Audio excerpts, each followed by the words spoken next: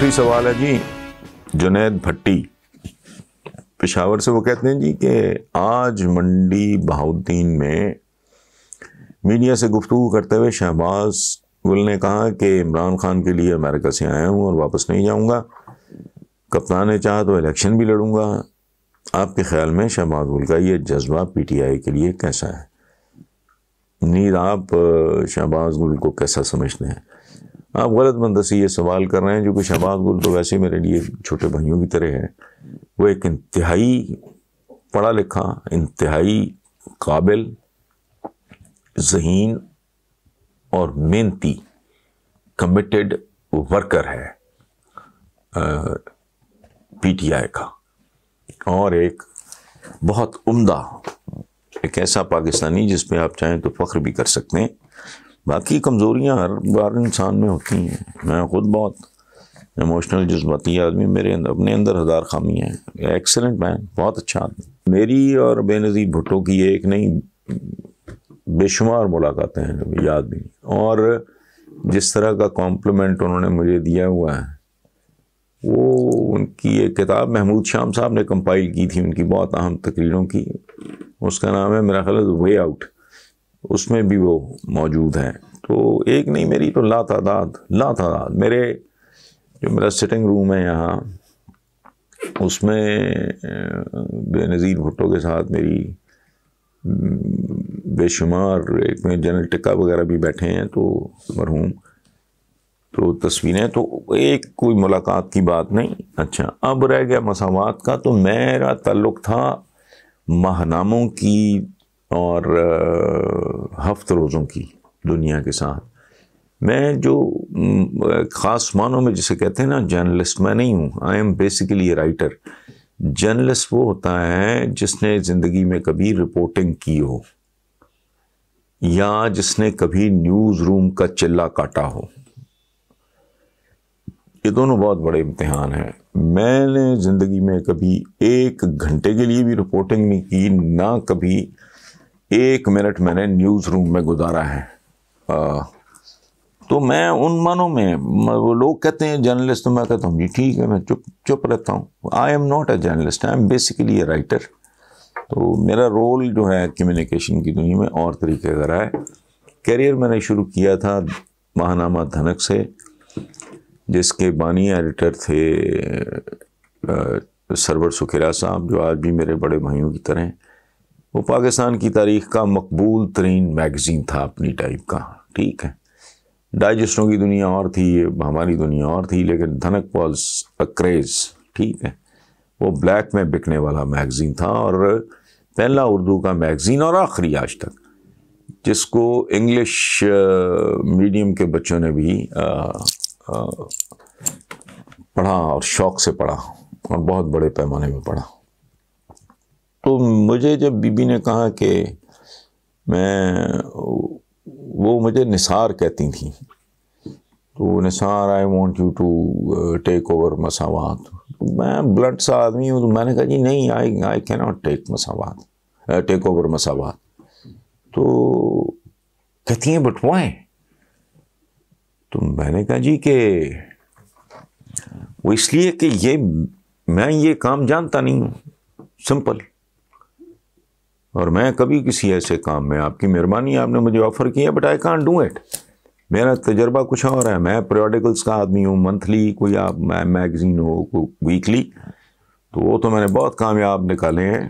یہ مجھے اخبار کا، روزنامے کا تجربہ نہیں. یہ سن لیں، یہ میرا کالم نگاری میں آنے کے پیچھے بھی مساوات ہے. اچھا خیر، ان کی آنکھوں میں نا میرا بلنٹ انکار، آنکھوں میں آنسو آ گیا. انہوں نے ایک جملہ بولا کہ آپ کو پتہ ہے کہ پاپا بھٹو صاحب کے بارے میں، کہ وہ کہا کرتے تھے مساوات میرا تیسرا بیٹا ہے. Do you know that? تو میں نے وہ جملہ سنا ہوا تھا. میں نے کہا ہاں جی آئی نو دیٹ، لیکن میں کوئی ایسا کام، کوئی ایسی اسائنمنٹ تو میں قبول کر ہی نہیں سکتا جس کا مجھے پتہ نہ ہو، بیکاز دس از چیٹنگ. یہ تھوڑی ہے ہمیں آفر کر دی بتا، میں تو اس طرح کا بندہ ہی نہیں ہوں. تو بی بی کو برا بھی لگا، خیر، لیکن وائی ڈنٹ کیئر. اس کے بعد وہ سلمان تاثیر کے ساتھ میری دوستی تھی، پیار محبت تھا ایک اچھا. وہ میری طرح ایک منہ پھٹ اسٹریٹ آدمی، بہت اعلیٰ آدمی، بہت اچھا آدمی، بہت سچا آدمی. خیر وہ سلمان تاثیر نے مجھے کہا کہ یار تو فلانا آئٹم کرنا. میں نے کہا یار میں بی بی کو، اس نے کہا وہ بی بی نہیں تو مجھے کہا کہ وہ تو انکار کر گیا ہے، تو تجھے کیا تکلیف ہے فلانا. میں نے کہا یار تکلیف شکلیف کوئی نہیں ہے مجھے، میں ایک وہ کام میں نہیں وہ ایکسیپٹ کر سکتا، تمہاری ٹرمز جو ہوں گی فلانا. میں نے کہا جی ٹرمز کا بھی مسئلہ نہیں ہے، میرا تو ایشو نہیں ہے. میرا پرابلم یہ ہے میں کسی کو یہ کیسے میں حامی بھر سکتا ہوں یا کیسے کام کے جس کا میرا ایکسپیرئنس نہیں ہے، ایکسپوئر نہیں ہے. اچھا اس کے ساتھ میرا جھک چک چلتی رہی. اگلے روز آ گئے شہزاد جہانگیر صاحب جو پاکستان کے بعد میں اٹارنی جنرل ہوئے. وہ بہت بڑے وکیل تھے، قانون دان تھے، تو میرے وہ بڑے بھائیوں کی طرح تھے. تو شہزاد جہانگیر صاحب نے we started dancing in my bedroom. تو ان دنوں ان کا نیا ہوا تھا بائی پاس یا کوئی اس طرح کا. تو میں ڈر گیا، میں نے ہاتھ جوڑے، میں نے کہا شہزاد بھائی پلیز آپ نہ کریں گے. تو مجھے کہتے ہیں نہیں، تو جب تک تو حامی نہیں بھرتا. میں نے خیر حامی بھر لی. میں نے کہا جی اچھا میں یہ تو بلیک میلنگ ہے، یہ اس طرح کی بات ہوتی رہی. وہ انہوں نے تو باقاعدہ حکم ایک صادر کیا نا مرحوم نے. ان کی ایک کتاب بھی ہے نقش جہانگیری، ان کے پسندیدہ اشعار پہ. وہ خود تو شاعر نہیں تھے، بیرسٹر تھے. اچھا اب وہ ہوا تو انہوں نے فوراً فون کیا کہ سلمان کو آ جاؤں، چونکہ میری 2 دن پہلے سلمان سے بات. آ گئے. تو وہ ایک بات جو شہزاد جہانگیر صاحب نے مجھے نہیں کی. اچھا میں انہیں کہوں، میں نے کہا یار بات سنو، میں آپ کو بتا دیتا ہوں کون کون سے لوگ ہیں جو اس کام کو بہت اچھے طریقے سے کر لیں گے اور وہ لوگ بھی اچھے ہوں گے. میں زمانہ اس میں پھر نا وہ شہزاد جہانگیر صاحب نے کہا کہ یار ہمارا مسئلہ یہ نہیں ہے کہ تو اخبار کیسا نکلے گا، ہمارا مسئلہ یہ ہے کہ ہم انویسٹمنٹ کر رہے ہیں. میں کر رہا ہوں، سلمان کر رہا ہے، ایک اور صاحب تھے ملک حفیظ الرحمان، ان کا کارپیٹس کا کاروبار تھا، وہ جیلے تھے بڑے پیپلز پارٹی کے، بی بی کے قریب تھے. اور ایک برکی ہمارے یونیورسٹی ڈیز کے.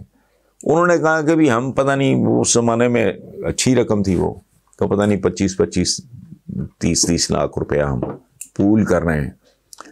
تو تمہیں کام آتا نہیں آتا وہ بات کی بات ہے، ہمیں اتنا پتہ ہے کہ تمہارے ہوتے ہوئے وہاں کوئی فائنینشیل کوئی گڑبڑ نہیں ہوگی، ہم کسی اور پہ اعتماد نہیں کر سکتے.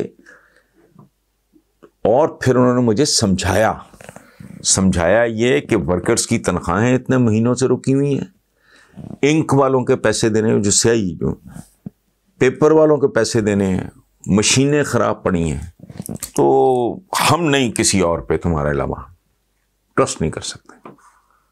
سو this is how I joined مساوات. اس کے بعد مجھے مصیبت پڑ گئی کہ یار کو اچھا پاپولر کالمسٹ ہونا چاہیے. منو بھائی میرے بہت پیارے تھے، میں نے ان کو کہا تو وہ ہنس پڑے. انہوں نے کہا تو عجیب آدمی ہے، میں تجھے بیٹوں کی طرح پیار کرتا ہوں، تو مجھے پیپلز پارٹی سے نکال کے تحریک استقلال میں جانے کی دعوت دے رہا ہے. اب اس زمانے میں پیپلز پارٹی کا عروج تھا. میں خیر ہنس پڑا.